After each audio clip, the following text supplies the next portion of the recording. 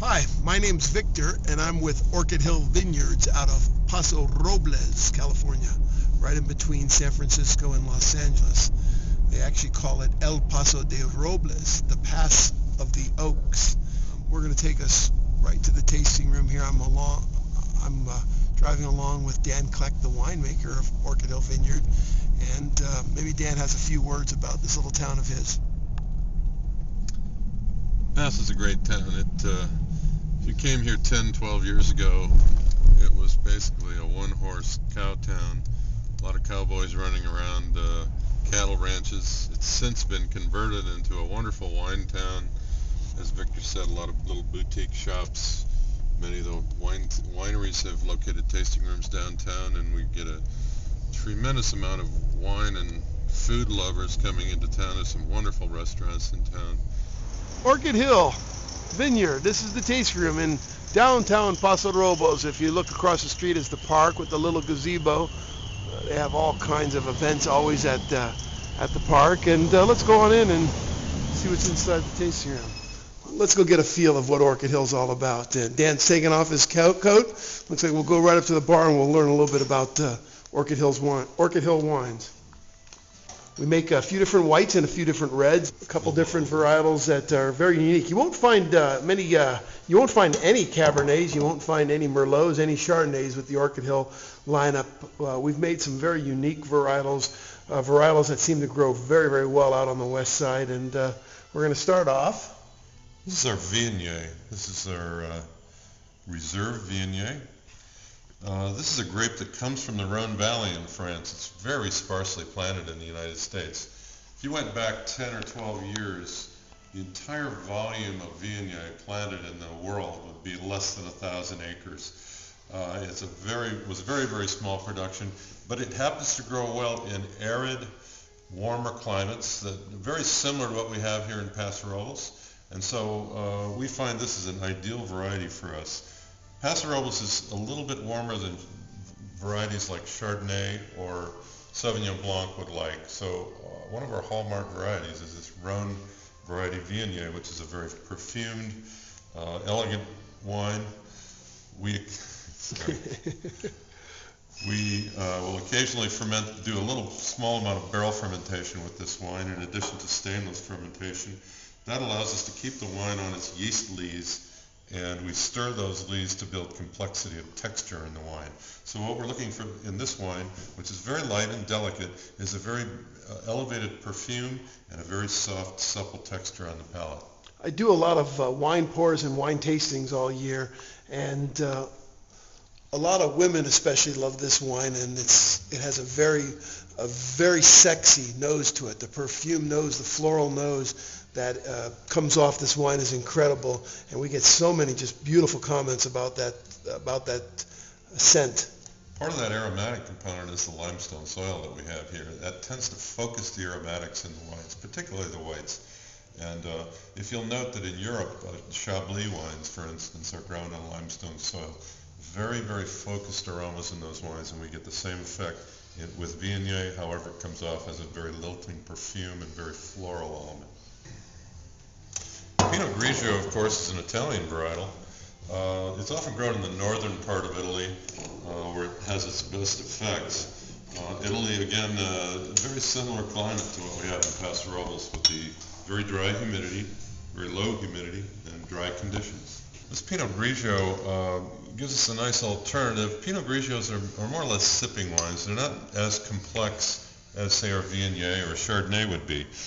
So for the person who just wants a casual afternoon luncheon wine or sipping wine, Pinot Grigio is the perfect foil for that type of food or that type of occasion. Our Pinot Grigio is very, very cold fermented. It's one of the first grapes to ripen, actually, so it comes in very early. We ferment it as cold as possible, right at the tolerance level of the yeast, and that keeps us very, very pungent aromatic in the wine. In this case, Pinot Grigio, the name Pinot Grigio means gray, Grigio, so it's actually kind of a pink or gray colored grape. It's not white, it's not red, right in the middle. Muscat Canelli is another variety, white variety that we're doing. We're one of the very, very few wineries that does Muscat Canelli. The Muscat family has a lot of varietals within it. Each of them has a rather pungent quality to them, extremely aromatic, somewhat racy in fact. The Muscat Canelli version of that variety is actually the most elegant. And so here we have a wine that has a natural tendency to be pungent and forward, but this particular strain of that variety has a very nice elegance on the finish, so it leaves you with a very nice clean freshness on the palate. This would be perfect wine for something like oysters or fresh shellfish. Great with Asian food, Korean, Thai food, Chinese, Japanese, just great with Asian. Some of the spices they use just really brings out the popping taste in that Muscat Canelli. In French, it's called Muscat de Blanc à petites grains, Muscat with small berries. Small berries, and again, that's where the flavor comes from. There's many different varietals of Muscat. This is the one varietal of the grape that you can bring back with a crisp flavor. It's not so sweet. Correct. As I said, it finishes with a very nice, refreshing palate. So it has a very nice, long, delicate finish. Pinot Noir is one of our favorite varieties here. There are very few very few vineyards growing Pinot Noir in Paso Robles, but as we said before, we've got a very unique spot. Pinot Noir grows really well in the cool Templeton Gap area on the west side of Paso Robles. We make ours in a very delicate style. We use native yeast for fermentation. That helps us capture the true varietal character in this wine. We use only French oak. We use about 40% new French oak in this wine every year. Very, very refined, fine-grained French oak barrels. And we get a very, very delicate but robust, aromatic Pinot Noir. So this is the kind of wine you'll want to have with your delicate foods, particularly things with mushrooms, sautéed dishes, veal, that sort of thing. He doesn't like to brag about it, but that just took 90 points in Wine Enthusiast. Good. Let's go to the next one here, Dan. Let's talk about the Sangiovese. Sangiovese, again, this is an Italian variety. Again, not many people are growing it, but it does quite well on the west side of Paso Robles. Sangiovese tends to keep its acidity high, so it's a rather unique wine. Most of the reds we'll grow here have soft acidities. Sangiovese has a very bright tang to it. That may require a little more bottle aging time before it's ready to release. But what that bottle aging time does is it gives the wine a wonderful complexity as those elements of flavor and acidity come together in the bottle. So 2 or 3 years in the bottle, and I think we're serving currently our 05 Sangiovese. This is drinking really well right now after 2 years in the bottle. That wine brings out the Sicilian blood in you. Great with pasta, a little bit of shrimp and linguine. And let's move into, we talked about this a little bit earlier, Dan. Let's move into the Grenache. Grenache is one of the top grown varietals. It has not been widely grown in the U.S., but it's a wonderful complement for the other reds that we do, like Syrah.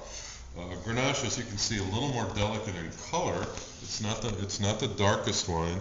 The pigments are very unique because the variety has a thin skin. So this is a variety that is elegant. It can be both robust and elegant at the same time. Tends to pick up the earthy characters from the vineyard. So after a year or so in bottle, what are normally very fruit-forward flavors, typical of California wine, this Grenache will develop a really wonderful earthiness that really shows you the character of the vineyard and the soils in our wines. A real tough grape to grow, though, Dan, isn't it? It's a lot different than all the other grapes. If you don't hit it, don't a lot of winemakers end up using it for a blend or a rosé if it doesn't hit the home run? It's particularly difficult because it tends to overcrop easily. The clusters can be the size of a small football, and the vine itself doesn't grow a lot of foliage. So it requires hand tending. We need to make 2 or 3 extra passes in our Grenache vineyard just to get high quality fruit. So it's a very labor intensive in the vineyard, but if the vineyard does its job, we make a very nice wine from it. And in this case, we've made it into our collector series. And let's look at the Zinfandel Primi. What is that Primi all about? Well, Zinfandel Primitivo is the clone of Zinfandel. Zinfandel, as you know, is a California native variety, or so we think.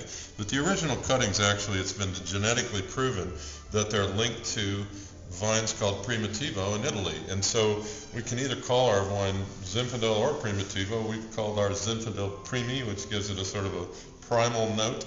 And the Primi is a clone of Zinfandel, which produces very, very dark berries. Zinfandel can often have lighter colored and dark berries in the same cluster. The Primitivo clone of Zinfandel ripens very evenly, and so we get a very rich, very dark wine. Our Zinfandel often has rich tannins.